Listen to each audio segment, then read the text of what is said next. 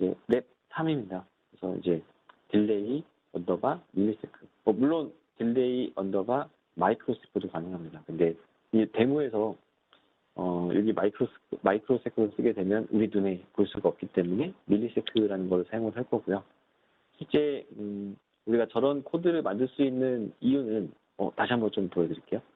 이 포문을 이용해서 i는 0, i를 계속해서 증가해서 0s, ff, ff까지 계속해서 증가시키는 거는 MCU의 코어 속도에 따라서 실제로 딜레이가 이루어지는 시간이 달라지게 되겠죠. MCU가 빠르게 동작하는 것들은 0.1초가 될 수도 있을 거고요. MCU가 느리게 동작하는 것들은 1초가 될 수도 있고 2초가 될 수도 있겠죠. 이거는 절대적인 딜레이가 아니라 상대적인 딜레이라고 볼 수 있겠죠. 우리는 이제 절대적인 딜레이를 만들어 볼 겁니다. 절대적인 딜레이를 만들기 위해서는 MCU 스스로 내가 얼마의 클럭으로 동작하는지를 알아야겠죠. 그걸 알면 MCU가 내가 64회가 동작하니까 딜레이를 이만큼 줘서 0.1초를 정확히 맞추겠구나 라는 것들을 할 수가 있습니다. 실제로 딜레이 밀세크라는 함수가 그러한 방법으로 동작을 하게 되고요. 먼저 MCU 내에 있는 클럭 소스, 그러니까 클럭이 동작하는 블럭들 한번 살펴볼게요. 지금 컨피규레이션 비트라는 거를 살펴보면서 HF, INT, OSC라는 걸 살펴봤고요. 내부에 있는 이 자세히 살펴보면 사실 이걸 외우실 필요는 없는데 하이 프리퀀시 인터널 오실레이터의 약자입니다. 그래서 그냥 데이터 시트 보시면 바로 확인이 가능하실 거고요. 내부에 있는 오실레이터는 1메가, 2메가, 4메가, 8메가, 16메가, 32메가, 48메가, 64메가 이렇게 선택할 수가 있어요. 내가 어떤 거를 쓸지를 선택하실 수가 있고요. 물론 빠르게 쓰면 좋겠죠. 연산을 훨씬 더 빠르게 할 거니까요. 근데 클럭을 높여서 쓰면 높여서 쓸수록 전력 소모가 늘어납니다. 그래서 우리가 AC 전원에 바로 연결해서 쓰는 것들은 전혀 문제가 없는데 그런 어플리케이션이 아니라 배터리를 사용한다라고 하게 되면 가능한 줄여서 써야겠죠. 그래야지만 오래 가지고 다닐 수가 있으니까요. 또는 내부에 미드 프리퀀시라고 할까요?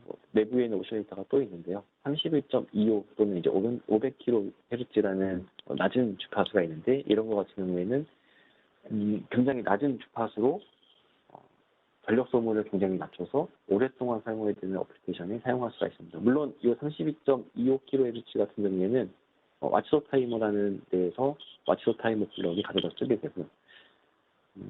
또 이 로우 프리퀀시 오실레이터도 있는 이런 부분들도 내부에서 이제 클럭들로 사용할 수가 있습니다. 낮은 주파수로 쓸 수가 있겠죠.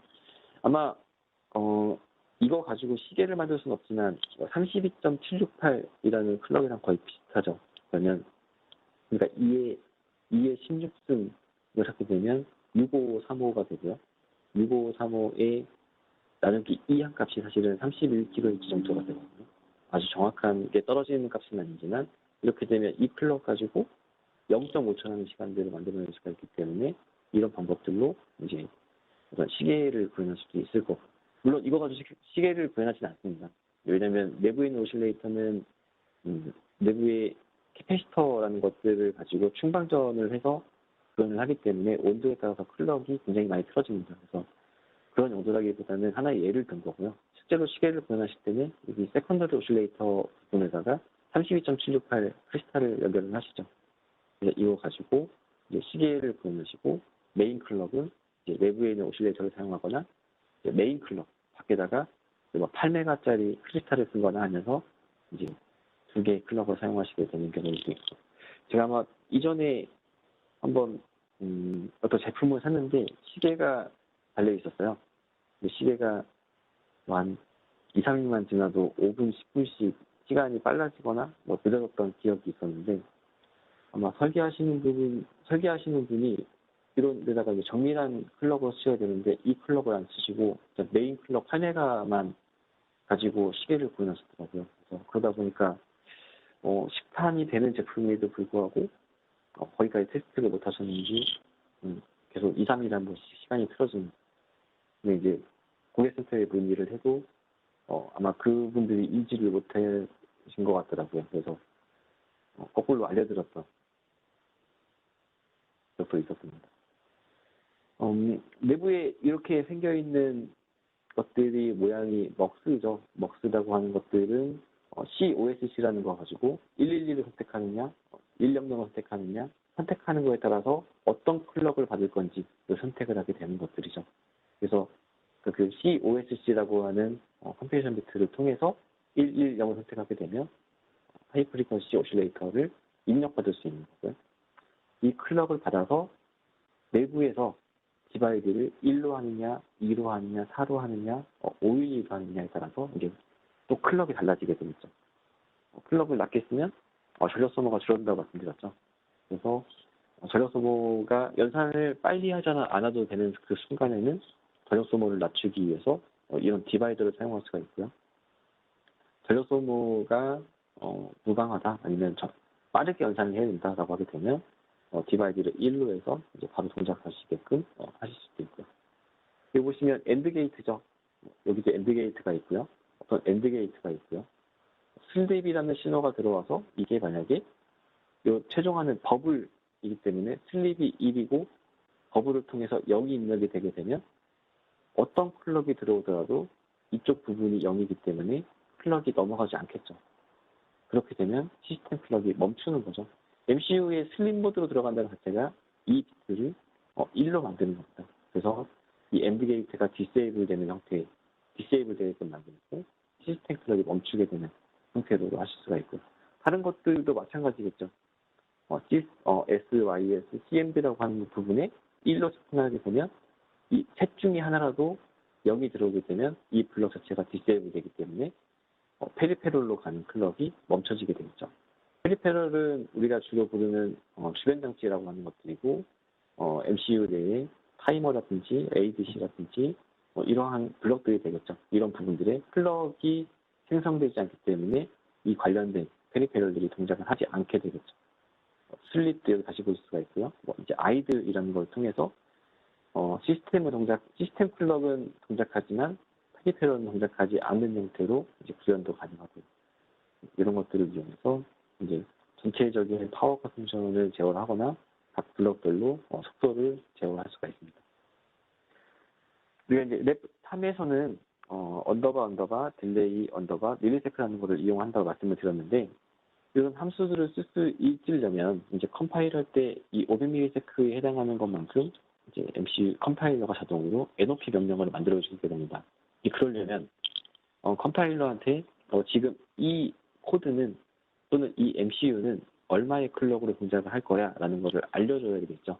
그래서 여기에 보시는 것처럼 샵 디파인 언더바 크리스탈 언더바 프리퀀시 그 다음에 64 000 000 63메가라고 써줬죠. 그래서 이런 것들을 명시를 해주면 이 딜레이라고 하는 500ms라고 세팅되는 부분이 정확하게 딜레이가 500ms만큼 생성이 되게 됩니다. 물론 여기다가 밀리세크에 1ms라고 쓰게 되면 딱 1ms만큼 동작을 하게 되고요. 여기 너무 많은 숫자를 쓰면 안 돼요. 또 그 이유는 이제 NOP로 500ms만큼 코드를 채우기 때문에 플래시 메모리를 굉장히 많이 잡아먹게 되거든요. 그래서 아주 긴 시간이 필요하다라고 하게 되면 만약에 1초가 필요하다라고 하게 되면 이 딜레이 밀리세크를 100ms씩 10번을 실행한다든지 또는 500ms씩 2번을 실행한다든지 하는 방법들로 나눠서 쓰시는 것들이 더 좋습니다. 실제로 한번 코드를 다시 한번 만들어 볼게요. 지금 랩 2에다가 바로 수정을 한번 해보겠습니다. 그래서 이 부분에다가 디파인을 하나 해주고요. 샵 디파인 언더바 엑스탈 여기에서 쓰는 거는 MCU 내부에 CPU로 들어가는 클럭을 적어주는 거고요. 우리가 64메가로 적어주는 이유는 컴퓨테이션 비트에서 이렇게 인터널 오실레이터를 64메가로 설정을 했기 때문에 지금 64메가로 적어준 거고요.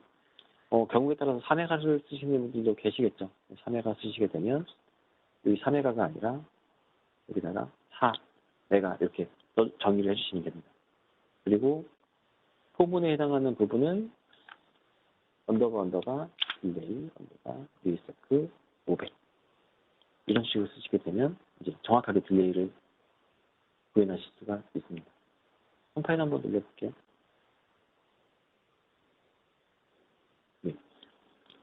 실제로 다운로드해서 정말 보여드렸으면 정말 좋은데 지금 환경이 이렇다 보니까 여기까지만 보여드리는 거에 대해서 정말 죄송하게 생각하고요. 다음 주에는 제가 저 준비 잘해서 보여드릴 수 있도록 하겠습니다. 딜레이를 이런 방법들로 쓸 수가 있고요. 다른 것들을 한번 써볼까요? 언더바, 딜레이, 언더바. 하게 되면 마이크로스코도 선택할 수가 있어요. 좀 전에 이 화면은 딜레이까지 쓰시고 언더바 하신 다음에 컨트롤 그리고 스페이스바를 누르시면 선택할 수 있는 부분이 보여요. 그래서 마이크로스코프 쓰고 싶다 그러면 이렇게 쓰셔도 무방합니다. 정확하게 이메일스크만큼 딜레이를 준 다음에 동작할 수가 있고요. 이런 식으로 쓰시게 되면 딜레이를 조금 더 간편하게 구현하실 수가 있겠죠. 근데 포문은 내가 얼마큼 돌지 한번 보고 FF를 썼다가 뭐 에코 정도를 썼다가 하면서 내가 실제로 동작하는 것들을 스코프로 찍어보고 시간들에 대해서 계속해서 변경을 해야 되는데 이런 내장 함수를 쓰시게 되면 내가 원하는 딜레이를 정확하게 만드실 수가 있습니다. 랩 3도 이 정도까지 볼 수 있도록 하고요. 내장 함수를 이제 이런 부분들을 어디서 어떻게 확인했냐라고 이제 질문을 간혹 주시는 분들이 있어서 이거는 지금 XC8 컴파일러 매뉴얼입니다. 컴파일러 매뉴얼을 보게 되면 9.18.14 부분에 딜레이 밀리세크에 대한 이제 빌트인 함수를 설명하는 부분이고요. 반드시 이걸 사용하시기 위해서는 XC 헤더를 인클루드를 시키시고 이제 프로토타입 형태는 이제 이런 식으로 써 있는 거죠. 언더바 롱 형태로 이제 시간을 여기다 적어주게 되고요. 그리고 여기에 써 있는 부분이 있는데 이런 매크로 부분에 언더바 크리스탈 언더바 프리퀀시 이 해당하는 부분들을 써줘야 된다라는 부분들이 추가가 되어 있습니다. 그래서 이러한 매뉴얼을 보시고 함수를 사용하시면 될 것 같습니다.